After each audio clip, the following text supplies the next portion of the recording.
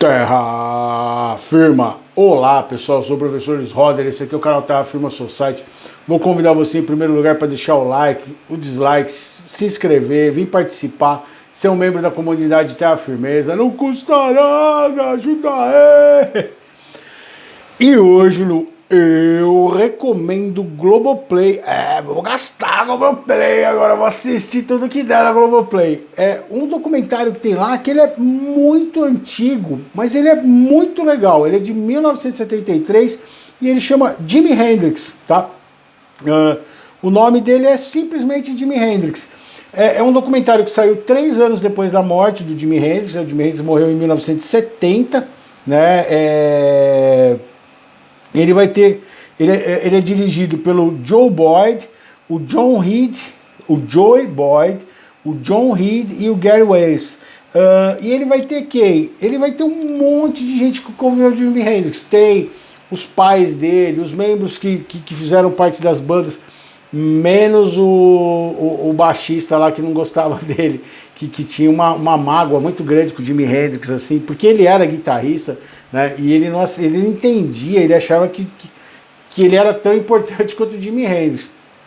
Uma coisa que já chama atenção quando você assiste o documentário, você olha lá de mês e na Globoplay não vem a data, você tem que abaixar lá e procurar os dados. Então eu olhei e falei, pô, eu achei que eu já tinha assistido. Na verdade, a maioria das imagens que você tem icônicas do Jimi Hendrix documentadas, elas são tiradas desse documentário. Então tem ele tocando Hear My Train Coming, né? Algumas versões do Wild Thing, as entrevistas, né? Então tá tudo compilado aí. E aí você começa a olhar, você vê o Eric Clapton, mó novinho, assim, que demora para o Peter Townsend, o Mick Jagger, né? Você tem ex-namoradas dele, você tem uns amigos dele muito loucos do Harley lá, os caras assim, da comunidade negra, assim, os caras falam umas coisas muito interessantes. E aí esse documentário, ele vai contar a história do Jimi Hendrix, né? Como que foi. É interessante que você tem muitas pessoas negras na época próxima da morte dele, posterior, né, 3 anos depois, comentando como que era difícil um cara negro conseguir fazer o que ele fez, né? É interessante por exemplo, os depoimentos do Eric Clapton e do Peter Townsend falando assim, o Jimi Hendrix nos uniu. Por que ele nos uniu? Porque a gente viu que a gente tinha uma ameaça muito grande, assim, do ponto de vista do instrumento que a gente dominava. Até então, o Peter Townsend, o Eric Clapton era considerado Deus, apesar que agora ele virou um imbecil, né? Com suas declarações. Como que um cara conseguia? Ele tá que nem a Regina Duarte, né? Tentando destruir a carreira dele no final da vida. E eu adoro o Eric Clapton, cara, e eu tô muito triste com o Eric Clapton. Não vou deixar de curtir a música dele, mas como pessoa, ele tá pisando na bola. Aí você vai ter coisas super interessantes, assim, da história do Jimi Hendrix. Você tem o pai dele dando depoimento, fala dele lutando na Guerra do Vietnã. É legal, ele vai num programa de entrevista, que é pós-Woodstock, onde ele fez a grande fama dele tocando o hino americano, né? E aí o apresentador vira e fala assim, a sua interpretação um pouco ortodoxa do hino. Aí ele fala, você não gostou? Ele fala, não, eu gostei. Ele falou, não, mas aquilo é normal, foi a minha visão. Aí o apresentador fala, né? E a galera fica meio assim, porque é no auge da Guerra do Vietnã. E aí o apresentador vira e fala assim, e antes que vocês comecem a mandar carta, ele serviu no exército, ele era da infantaria da 101 Airborne. Aí tipo... E aí você começa a ver que o Jimi Hendrix, é muito interessante esse documentário, porque ele vai pegar um momento muito recente do Jimi Hendrix. Então o legal, por exemplo, esse documentário tem a minha idade. Ele saiu em 21 de dezembro de 1973, eu nasci em 7 de dezembro. Esse documentário tem 48 anos de idade. Mas o que é interessante... Nossa, que dramático que foi. O que é interessante nesse documentário? Ele vai pegar ainda a imagem fresca do que as pessoas viram do Jimi Hendrix e não o que a história foi deixando para ser contada mais lá na frente.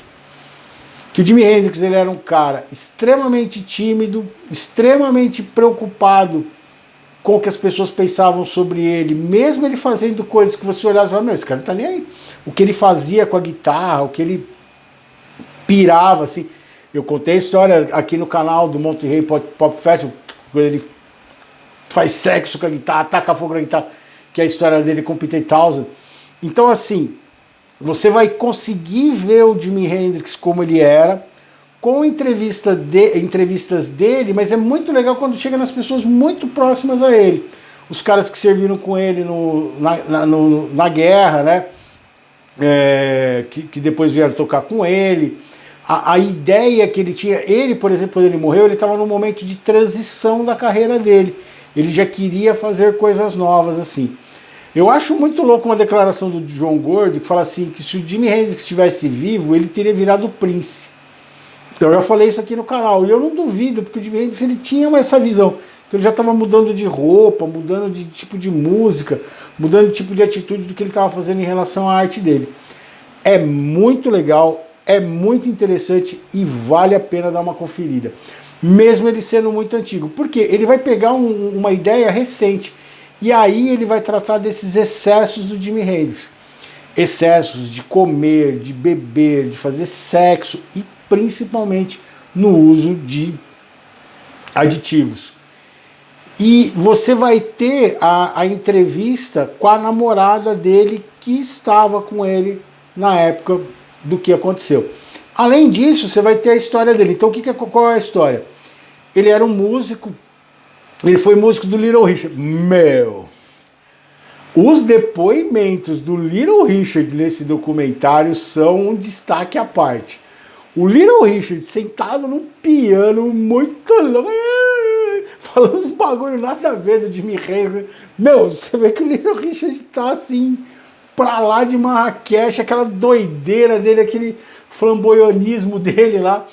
E chega a ser engraçado, assim. Mas você vê que ele admirava, assim. E o arrependimento do Little Richard de nunca ter dito pro Jimi Hendrix que ele era uma estrela, né? Porque se você excursionasse com o Little Richard, a estrela era você. Ele só foi reconhecer isso depois, né? Você percebe esse detalhe, assim. E vai contar como que o Chess do The Animals, o baixista do The Animals, o Jimi Hendrix não fazia sucesso nos Estados Unidos. O depoimento da namorada dele na época falava assim que a mãe dela o odiava, assim, porque ela achava que ela ia sustentar o Jimi Hendrix. O Jimi Hendrix ia ser um músico de boteco que não ia dar em nada.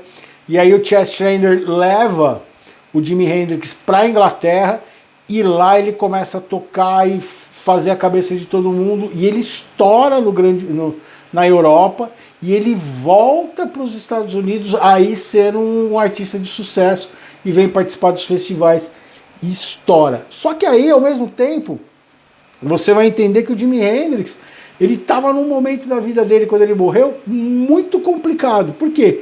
Ele estava devendo para um monte de gente, ele tinha um monte de contrato que ele tinha assinado e ele ia ter que cumprir. E ele era um cara que ele gastava demais, ele era muito hedonista, ele queria curtir, então ele dava os bagulho para todo mundo, fazia o rolê com todo mundo, e ele tava assim, ele cria, existe um documentário daquela álbuns clássicos, que tem o The Number of the Beast, o The Dark Side of the Moon, eu tinha em VHS, esse eu não tenho mais, infelizmente. Mas se você procurar aqui no YouTube tem, que é a gravação do Electric Ladyland, com o Eddie Kramer, que é o cara que gravou Pink Floyd, gravou algumas coisas dos Beatles e tudo mais, que é muito louco. Então ele estava no processo de gravação do Electric Ladyland, para lançar o Electric Ladyland. E é genial isso, só que ao mesmo tempo o Eddie Kramer fala, era caótico. Ele aparecia assim de madrugada, ele conheceu a galera num boteco, que o cara falava, eu toco panela. Ele levava o cara pra tocar panela e tentar botar no disco lá, e a gente tinha que gravar essas coisas assim. Então o Jimi Hendrix, ao mesmo tempo que ele era um cara genial, ele era um cara caótico. E ele não manjava de ler música. Ele era um puta do músico, ele fazia coisas... é legal, por exemplo, o Peter Townshend falando disso. Qual é a importância do Jimi Hendrix? ele reinventou a guitarra. Ele mostrou que a gente podia olhar para a guitarra e ver inúmeras possibilidades no instrumento ali, com a reverberação que já o Peter Tosh usava, mas ele começou a fazer aquilo que o Peter Tosh usava de uma outra maneira muito mais impensável, usar os efeitos, tocar com os dentes, tocar virado de costas, assim, era uma coisa muito louca. E aí o Jimi Hendrix começa a questionar isso. O público só queria isso, ele só queria esse show, ele só queria o malabarismo e a música. Então ele começa a ir para uma linha mais de blues. Tem uma versão dele tocando Like a Rolling Stone do Bob Dylan, muito legal. E o interessante desse documentário é o que eu falei, que eu esqueci até de comentar no Imagine dos Beatles, do John Lennon, que é aquele documentário mais clássico dos anos 70 até chegar nos anos 80, que você intercala histórias, depoimentos com apresentações ao vivo, assim. Essa versão dele tocando num estúdio, Hear My Train Coming, cara, que ele tá com um violãozão, e você vê ele todo meio, desculpa aí, eu errei e tal. Ele era um cara super humilde, porque por ele não saber ler música, ele ficava meio envergonhado frente a outros músicos. Mas ele sabia que ele manjava demais, tanto que ele trocou a banda. Você vê o baterista do Jimi Hendrix Experience, ele carrega um pouco de mágoa, assim, ele fala assim, ele apareceu com os outros caras, e aí ele sentiu que a gente não podia mais oferecer o que ele queria, assim, e ele acabou seguindo outro caminho. Mas é muito legal, muito interessante, as imagens, né, antigas, é muito engraçado você ver os caras, tipo o Eric Clapton, o Peter Tosh, as namoradas, mas do Rolling Stones lá, o Mick Jagger, assim, cabelão, assim, e você vê que tá bem recente, e o quanto ele já tinha marcado a comunidade da música, né? E você vê que hoje, tudo aquilo que tá naquele documentário de 48 anos atrás ainda continua sendo verdade, continua sendo uma realidade sobre o Jimi Hendrix. Muito legal. Eu recomendo na Globoplay, Jimi Hendrix. Vamos lá, o poema de hoje. A minha mãe começou a tocar junto com o Jimi Hendrix aqui, ela tá quebrando tudo aí, batendo as coisas.